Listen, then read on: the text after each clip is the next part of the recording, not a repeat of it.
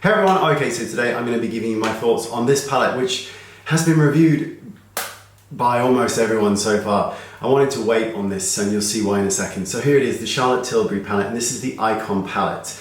Now let me show you a quick, this is a new one, I'll show you a used one in a second. So here are the colours, and they're quite magnificent. Loads of colours to pick from, all pretty much very warm toned, and every single shade in here has some form of shine, shimmer, or lightly milled glitter. So this is a used palette, and let's have a quick look.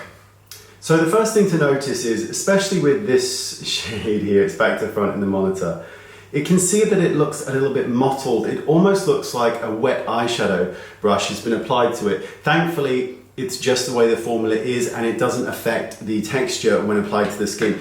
Now these colors are beautifully pigmented, and I'll swatch on the back of my hand for you. Now they actually come across quite beautiful in the palette, but again, this is a very warm palette. You'll find that most eyeshadow palettes in general are quite warm. Just going to swatch some colors here. Let's actually swatch the black as well. So there you go. So you can see some of the colors there. They apply really nicely. Now these shades are predominantly quite emollient, and while they can be applied to the eyelid without any issues, sometimes you do need to apply a primer in order to create that longevity that you may long for. Depends on how long you want to wear your eyeshadow for. But overall, the colors and textures of these palettes are quite amazing, and it really is a great palette.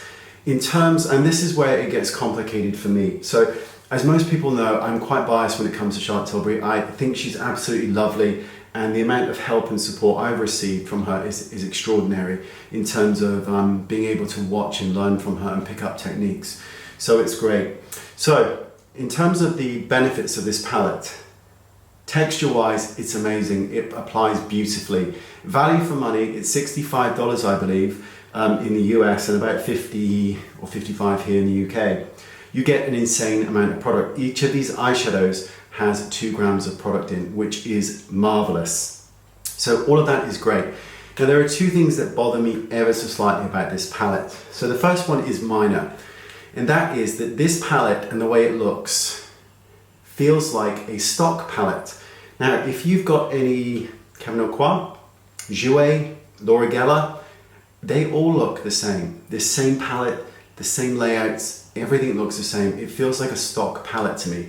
Now, it's not necessarily a bad thing, but that's how it feels. And that's the first thing I noticed when I saw it. I thought to myself immediately, that looks like a Jouer palette. And that's how I feel. I have one and it looks pretty much identical. The other thing is what makes this palette so great, but what ultimately interferes with the original eyeshadow palettes is the size. This palette contains 12 eyeshadows, and there are 2 grams of product in each well here, which is great. And again, it's $65 for the US. You're getting a lot of product. The problem is that the original eyeshadow palettes, let me get one. The original eyeshadow palettes look like this. Now each of these wells here contains 1.3 grams of product, but at $53 US. Now, $65 for 24 grams of product.